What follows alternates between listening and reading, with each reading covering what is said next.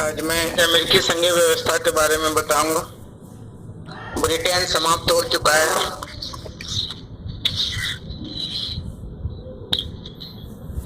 अमेरिकी संघीय व्यवस्था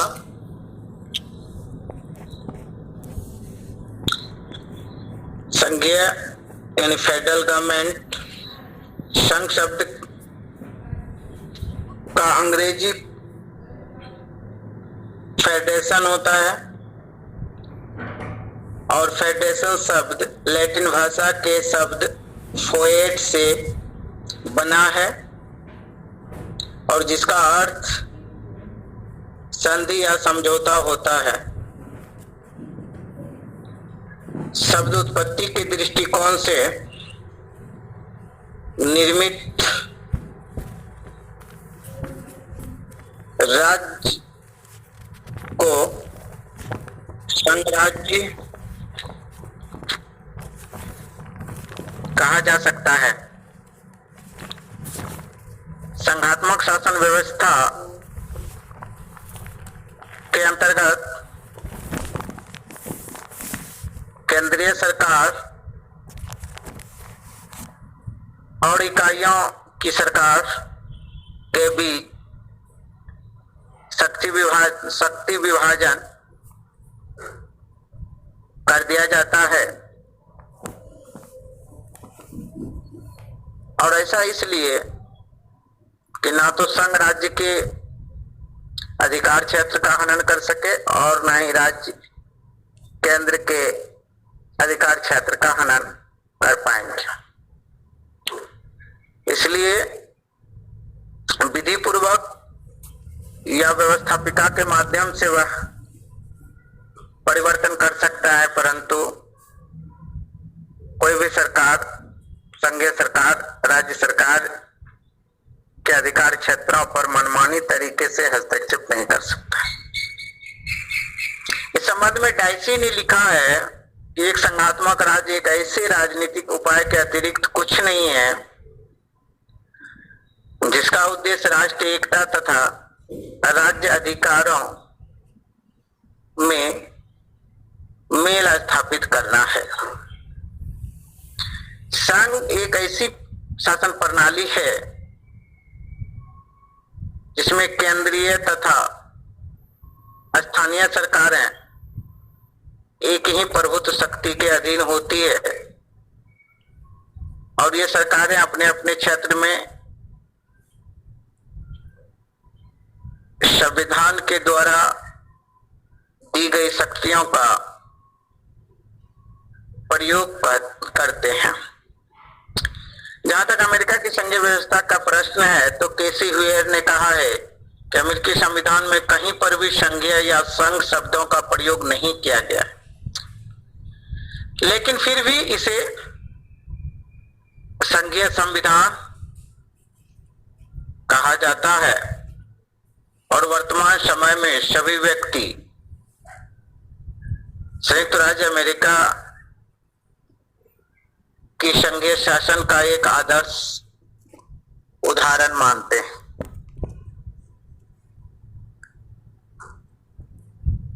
और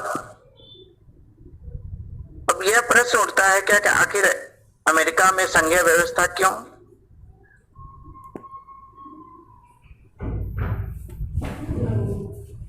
तो फिलाडेल्फिया सम्मेलन में संविधान निर्माण किया गया था। विश्व में सबसे पहले संयुक्त राज्य अमेरिका के द्वारा ही संघीय व्यवस्था को अपनाया गया था। 13 राज्य जो थे वो पृथक पृथक थे और इसी कारण विविध राज्य अपनी पृथक पृथक सत्ता बनाए रखते हुए भी एक हो जाने पर सहमत थे और एक ऐसा केवल संघीय व्यवस्था को अपनाकर ही ऐसा किया जा सकता था। 1787 में अमेरिका के समक्ष संघीय व्यवस्था को अपनाने के अतिरिक्त दूसरा कोई व्यवहारिक विकल्प था ही नहीं। 1787 ईस्वी में अमेरिका के समक्ष संघीय व्यवस्था अपनाने के अतिरिक्त दूसरा कोई विकल्प नहीं था। समझ रहे हैं? और इस कारण से वहां पर संघीय व्यवस्था को लाया गया, क्योंकि वहां पर 13 प्रांत जो थे वो छोटे छोटे प्रांत थे, और चूंकि छोटे छोटे प्रांत जो है वह संघीय व्यवस्था यानी कि संयुक्त राज्य अमेरिका के अंतर्गत रहना चाहते थे, तो फिर संघीय व्यवस्था को अपनाया। और अमेरिकी संघ में आज 13 के स्थान पर 50 इकाइयां हो गई है। और आप ऐसा माने तो आपको पता होना चाहिए क्या कि संघीय व्यवस्था सबसे पहले अमेरिका में प्रारंभ हुई, उसके बाद विश्व के अन्य देश कनाडा, स्विट्जरलैंड, भारत, ऑस्ट्रेलिया और मेक्सिको आदि देशों के द्वारा संघात्मक व्यवस्था को ग्रहण किया गया।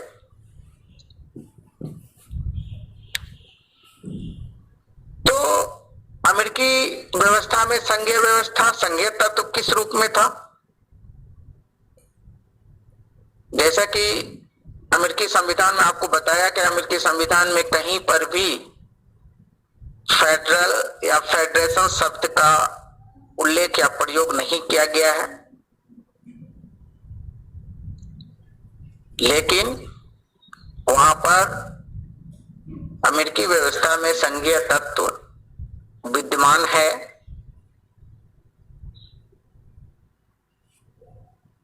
और इसके लिए बहुत सारी विशेषताओं को आप देखेंगे तो आपको लगेगा कि अमेरिकी व्यवस्था में संघीय व्यवस्था के तत्व हैं। उसकी सबसे प्रमुख बातें यह है कि एक संघीय व्यवस्था में शक्तियों का विभाजन होता है। यह सबसे महत्वपूर्ण तत्व है संघीय शासन के अंतर्गत। संविधान द्वारा केंद्रीय सरकार और इकाइयों के सरकारों के बीच शक्ति का विभाजन होता है।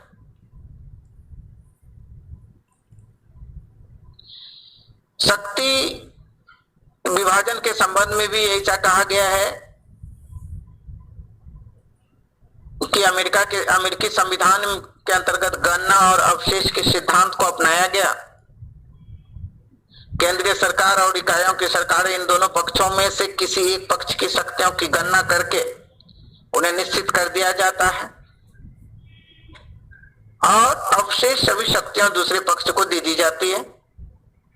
अर्थात यहां पर यह कह सकते हैं कि वे शक्तियां जो कि संविधान द्वारा संयुक्त राज्य की सरकार को नहीं दी गई है और न ही राज्यों को मना की गई है, वे राज्यों के लिए या जनता के लिए सुरक्षित है। अर्थात शक्ति विभाजन के अंतर्गत केंद्र सरकार अपनी शक्तियां अर्जित करते हैं और उस शक्तियां का प्रयोग करते हैं। राज्य सरकार जनता की शक्ति के रूप में वे भी प्रयोग करते हैं। दूसरी बात यह है कि चूंकि वर्तमान में 50 राज्य हैं अमेरिका में, तो इसका मतलब ये नहीं है कि संप्रभुता का वहां विभाजन हो गया है।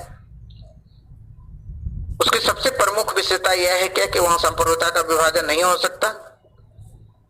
संघ राज्य में भी संप्रभुता का अविभाज्य होती है। केंद्रीय सरकार और राज्य सरकार दो साधनों द्वारा संप्रभुता के व्यक्ति करते हैं। अमेरिकी संविधान के अंतर्गत प्रभुत्व शक्ति के दोहरे प्रयोग की व्यवस्था की गई है। केंद्रीय सरकार और राज्य सरकारों दोनों को ही संविधान से मान्यता प्राप्त है और वे अपने अपने क्षेत्र में कार्य करने के लिए स्वतंत्र है।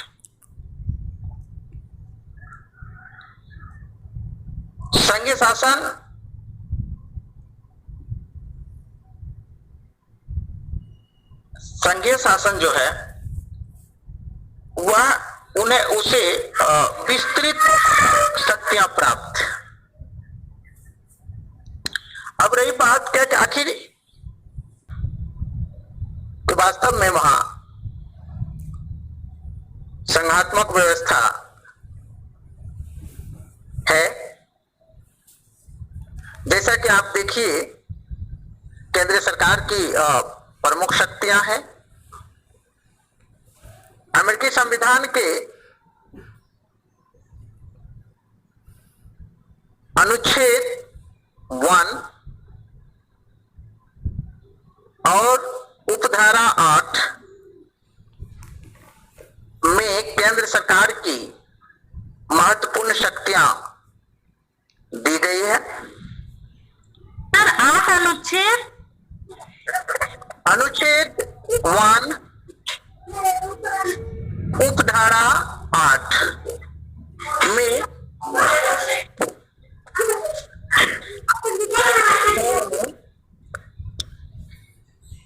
केंद्र सरकार की महत्वपूर्ण शक्तियां हैं, जैसे कर लगाने और कर एकत्रित करने की शक्तियां,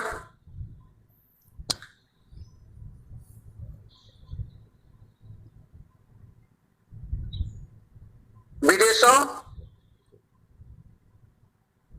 में राज्यों के परस्पर और भारतीय कबीलों से व्यापार का नियमन संबंधी शक्तियां, यूएसए की साख पर ऋण प्राप्त करना, मुद्रा निर्माण, मूल्य निर्धारण, मापतौल, विदेशियों द्वारा नागरिकता प्राप्ति, नोट छापने से लेकर नकली मुद्रा बनाने संबंधी दंड विधान की व्यवस्था, डाक तथा तार से संबंधित महत्वपूर्ण प्रबंध, ये वैश्विक स्तर से संबंधित जो मुद्दे हैं वह केंद्र सरकार के पास है और केंद्र सरकार उसका उपयोग करके अपने अधिकारों को वह प्रयोग करते हैं। इसके अलावा विज्ञापन, सर्वोच्च न्यायालय की शक्तियां, डाकुओं लुटेरों के विरुद्ध कार्रवाई, अंतर्राष्ट्रीय कानून, सेना की स्थापना या व्यवस्था,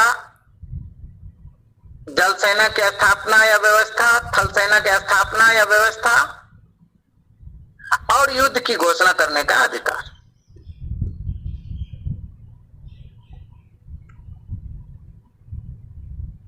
यह केंद्रीय सरकार के अधीन है।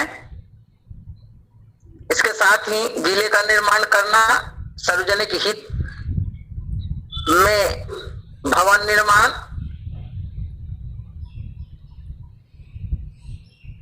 या यूं कहें तो कोरोना काल में देखे ही होंगे कि अमेरिकी सरकार ने, केंद्र सरकार ने, संघीय सरकार ने किस तरह से जो है कोरोना वायरस के विरुद्ध कदम बढ़ाए। बहुत ही महत्वपूर्ण कदम था। राष्ट्रपति डोनाल्ड ट्रंप के अनुसार। तो ये सारे के सारे जो है क्या सरकार की शक्तियां थी। और जहां तक संयुक्त राज्य अमेरिका के संविधान में केवल केंद्र सरकार की शक्तियों का उल्लेख नहीं किया गया है, इसके अलावा भी जो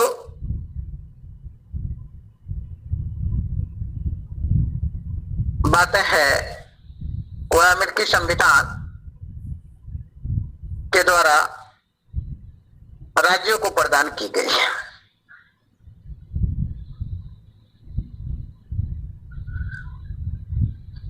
अमेरिकी संविधान के प्रसिद्ध लेखक मुनरो ने राज्य की शक्तियों का उल्लेख करते हुए कहा है, सर क्या बोले मोनी है?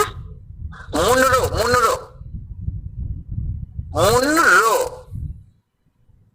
प्रसिद्ध विद्वान है मुनरो। उन्होंने राज्य सरकार की शक्तियों का वर्णन किया है और बतलाया है कि राज्य सरकार को स्थानीय कर लगाना, स्थानीय स्वशासन की संस्था को स्थापित करना,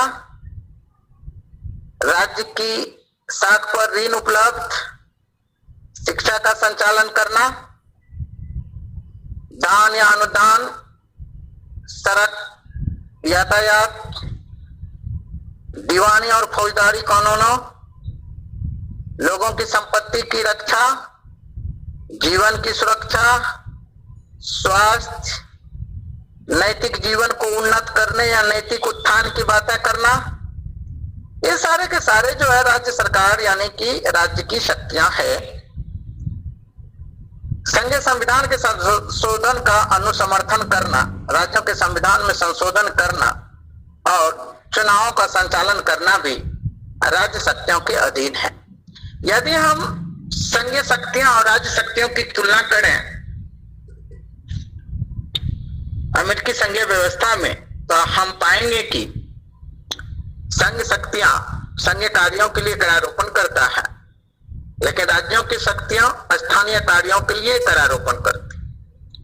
संघ शक्तियां राष्ट्रीय साख पर ऋण प्राप्ति करता है और राज्यों की शक्तियां राज्यों की साख पर ऋण प्राप्ति करता है। विदेशी अंतर्राज्यीय व्यापार का नियंत्रण, मुद्रा, सिक्के, वैदेशिक संबंध, संधियां, सेना, नौसेना, डाक सेवा, पेटेंट और स्वत्वाधिकार यानी कॉपीराइट केस, कॉपीराइट मुद्दे, कॉपीराइट विषय, नाप तौल का नियमन, नवीन राज्यों का प्रदेश, ये सारे के सारे जो है संघीय शक्तियां हैं। और राज्यों की शक्तियों के अंतर्गत आंतरिक व्यापार, दीवानी फौजदारी कानून, पुलिस की शक्तियां, शिक्षा, स्थानीय स्वशासन पर नियंत्रण, सुधार या परोपकार, यातायात, राजमार्ग निर्माण, निगमों का संगठन और नियंत्रण, ये सारे के सारे जो है वो राज्य सूची यानी कि राज्य की शक्तियां निर्धारित की गई है और दोनों अपने स्पष्ट नीति के अनुसार कार्य करते हैं और वह नीति उन्हें संविधान से प्राप्त होता है। उसके बाद सबसे महत्वपूर्ण जो है आपको बता दूं कि संविधान के द्वारा संप्रभुता केंद्र सरकार या राज्य सरकारों को सौंपने के बजाय लोक प्रभुता के सिद्धांत को अपनाया गया है। राज्य की अंतिम संप्रभुता जनता में ही निहित है, अर्थात पॉपुलर सोवरेनिटी की बात की गई है। जनता ही संप्रभु है।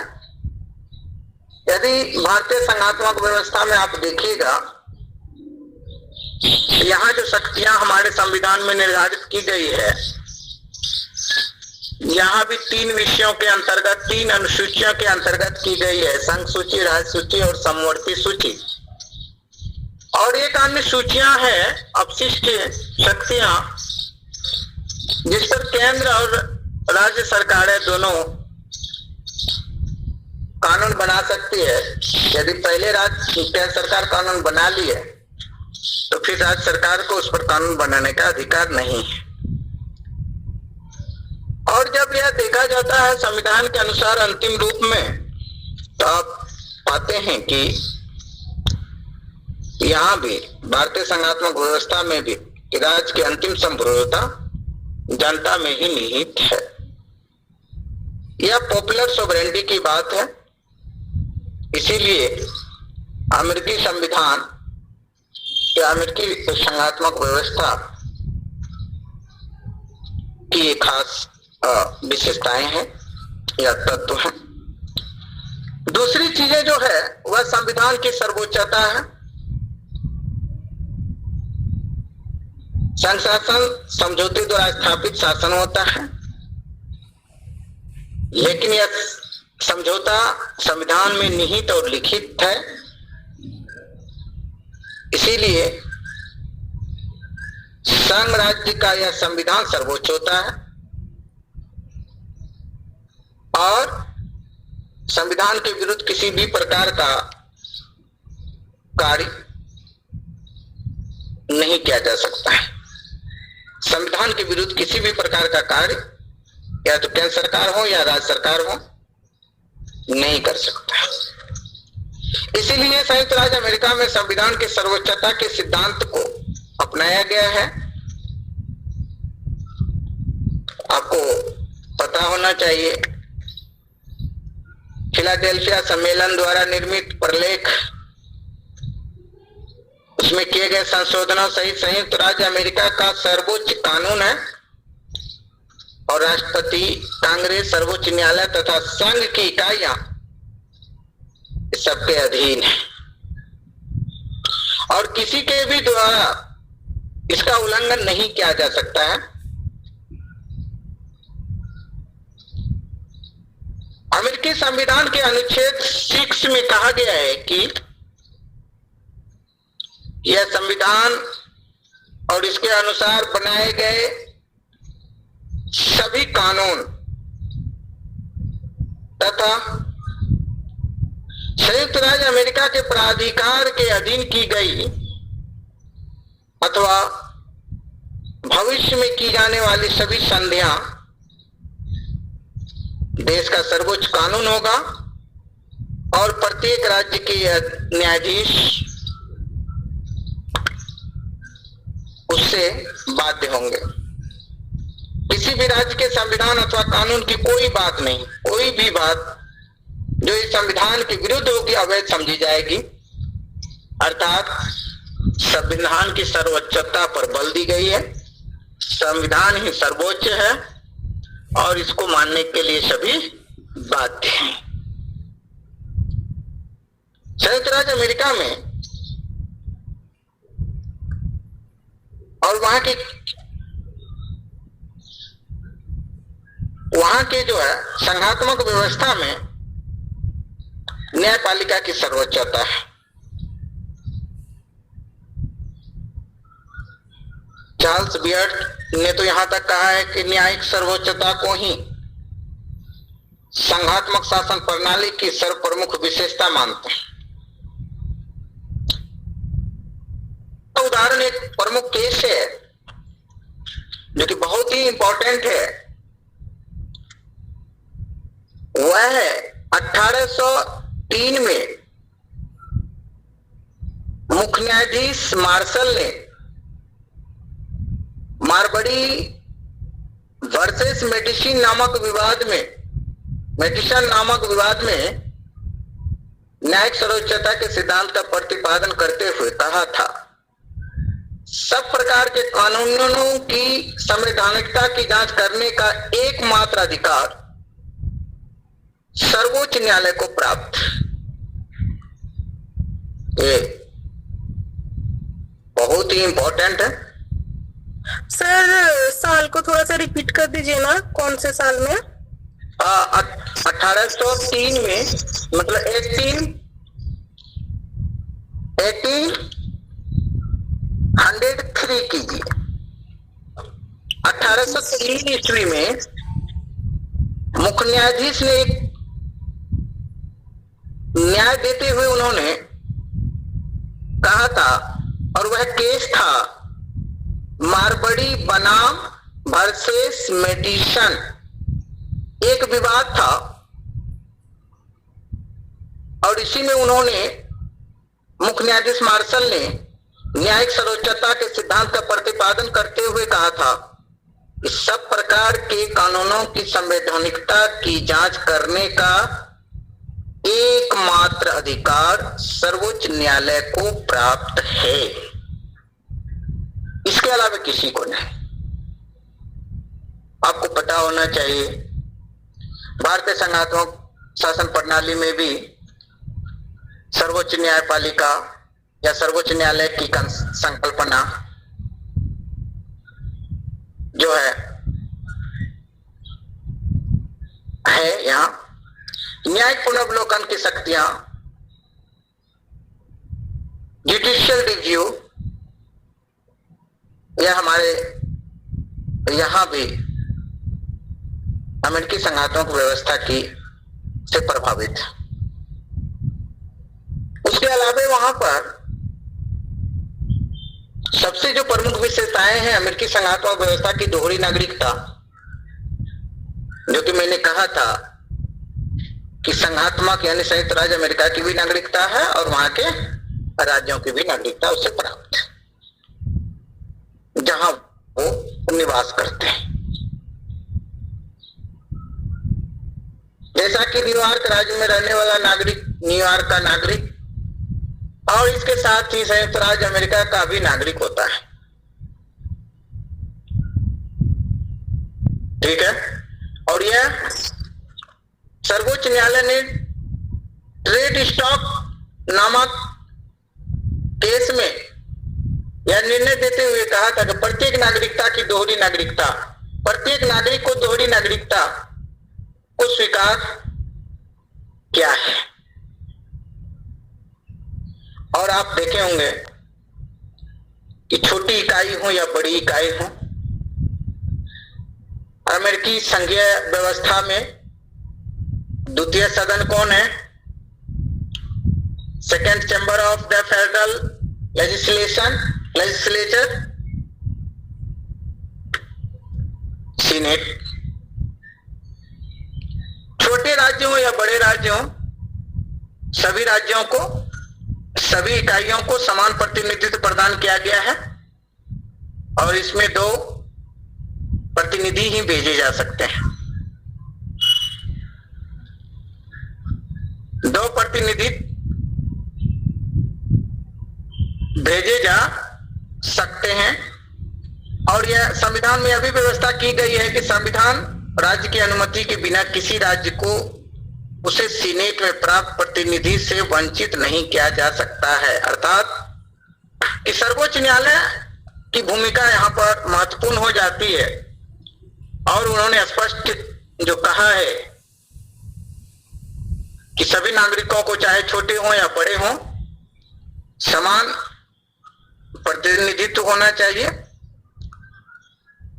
तो इसका मतलब ये हुआ यदि 50 राज्य है तो 2 सदस्यों का चयन सीनेट में जाते हैं चुनकर, तो इसका मतलब ये हुआ कि सीनेट के सदस्यों की संख्या 100 है। ठीक है जी सर। हाँ, और प्रसिद्ध विचारक स्ट्रॉन्ग ने वहां के संघात्मक व्यवस्था के बारे में कहा था संयुक्त राज्य अमेरिका के संविधान को विश्व का सर्वाधिक पूर्ण संघात्मक विधान कहा गया है। वहां जो शक्तियों का सर विश्व का सर्वाधिक पूर्ण संघात्मक विधान कहा गया है। ऐसा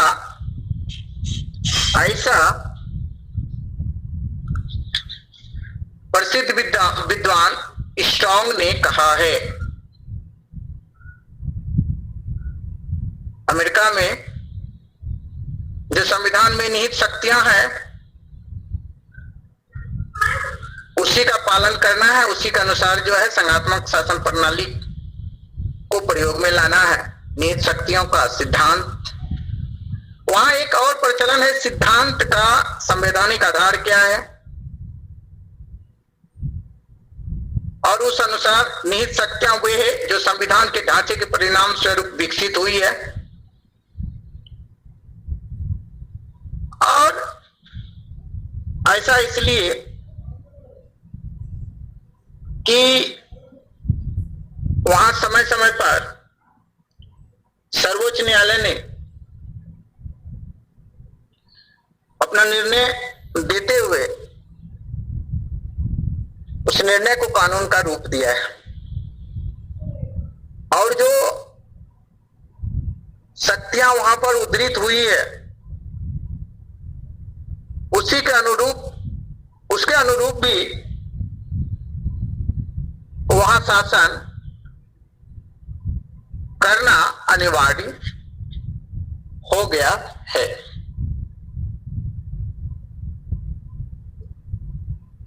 उसमें कभी कभी संघीय केंद्रीकरण की बात हो गई है, कभी न्यायपालिका की स्थिति काफी मजबूत हो गई है, कभी केंद्र सरकार को उत्तरदायित्वों को पूरा करने की क्षमता भी प्रदान कर दी गई है। तो इससे लगता है कभी कभी क्या कि संघात्मक शासन में संघीय केंद्रीकरण की भावना अत्यधिक हो गया है। संघीय केंद्रीकरण की प्रवृत्ति से तात्पर्य यह है कि केंद्र के पास शक्तियों का अधिक हो जाना।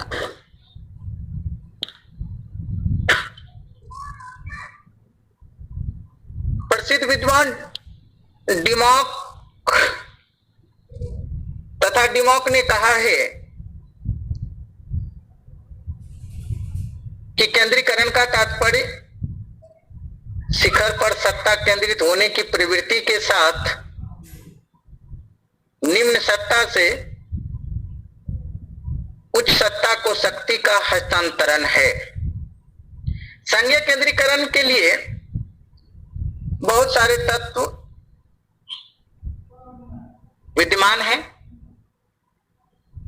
जैसे भौतिक, आर्थिक और सामाजिक परिवर्तन के रूप में जब सिविल वार हो जाए तब संघीय केंद्रीकरण या संघात्मक या संघीय सरकार जो है काफी प्रभावी हो जाते हैं।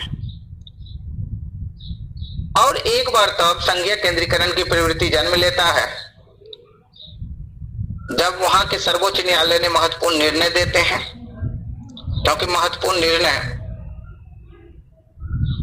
जो निहित शक्तियों का सिद्धांत है या निहित शक्तियों का सिद्धांत की उत्पत्ति सर्वोच्च न्यायालय के द्वारा हुई और जो न्यायिक निर्णय हुआ वह सबके लिए निर्णय हुआ और कानून बना। उसके बाद सहायता अनुदान के क्षेत्र में भी केंद्र की स्थिति मजबूत हो जाती है और अंतर्राष्ट्रीय स्तर पर अंतर्राष्ट्रीय स्थिति की बात की जाए तो वहां भी अमेरिका की संघीय प्रणाली काफी मजबूत हो जाता है। अमेरिका ने अंतर्राष्ट्रीय राजनीति के प्रति अपने दायित्वों को बहुत बढ़ा लिया है, ऐसा माना जाता है, जिसके कारण संघीय केंद्रीकरण में और अधिक वृद्धि हो गई है। इस संबंध में तो लियोनार्ड ने, एक प्रसिद्ध विद्वान लियोनार्ड हैं, उन्होंने कहा था कि रूसी भालू ही स्पष्ट रूप से वह राक्षस है जो हमें केंद्र की ओर बढ़ा रहा है। ये बहुत बड़ा कमेंट है। कि जब द्वितीय विश्व युद्ध चल रहा था, कोल्ड वॉर की स्थिति थी, तो उस स्थिति में भी जो है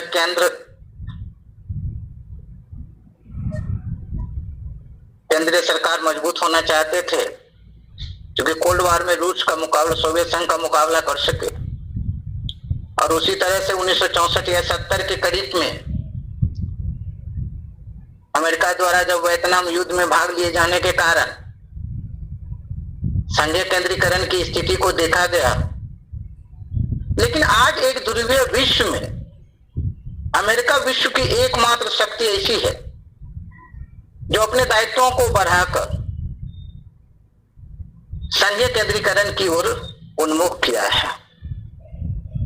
इसके अलावा केंद्र के प्रति जनता का परिवर्तित दृष्टिकोण भी है कि हमें केंद्र ही हमारे संकट से उबार सकते हैं।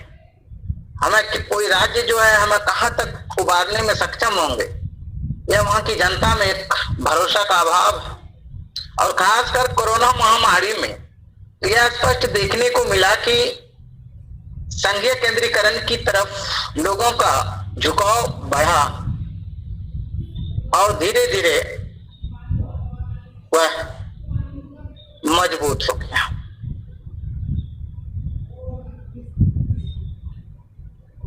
कुछ विद्वानों का मानना है कि संघात्मक व्यवस्था का विचार समाप्त हो गया है, परंतु मैं नहीं इस चीज को मानता हूं, क्योंकि आज जो भी जिस दिशा में बढ़ रहा है वह अमेरिका का संघात्मक व्यवस्था ही है।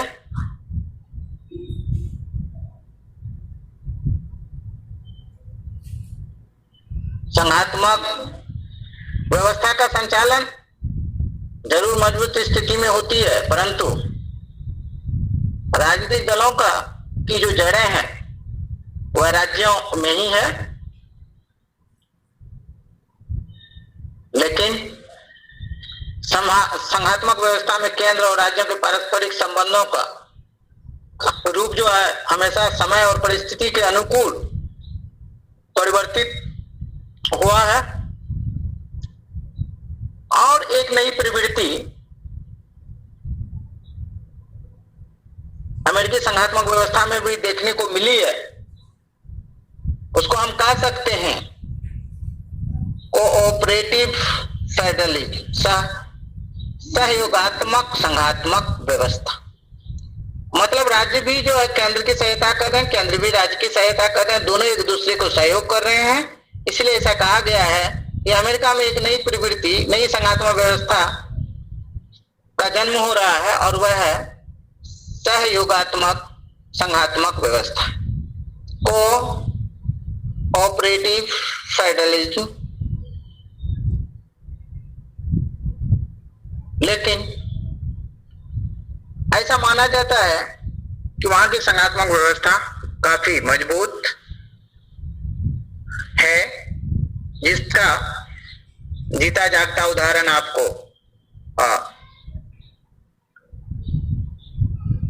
कोरोना काल में देखने को मिल रहा है। ठीक उसी प्रकार देखिएगा भारत में भी जो है संघात्मक व्यवस्था में केंद्र भारी पड़ रहा है, लेकिन कुछ बिंदुओं पर आप ऐसा देख सकते हैं।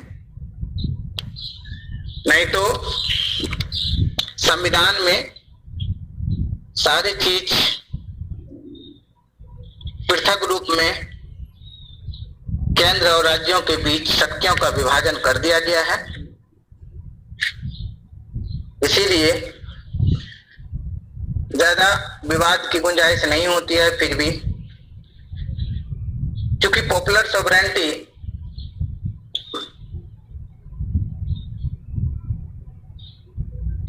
की कल्पना है, जनता संप्रभु है, इसीलिए केंद्र की जनता रहे या राज्य की जनता रहे, जनता में संप्रभुता निवास करती है।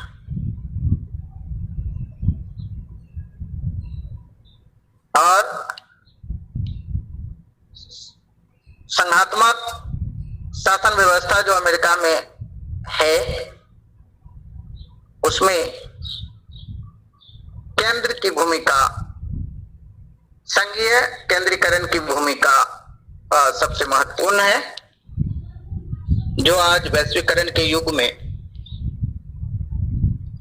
उन्मुक्त बाजार व्यवस्था के युग में, इस निजीकरण के युग में या उदारीकरण के युग में या कोरोना काल में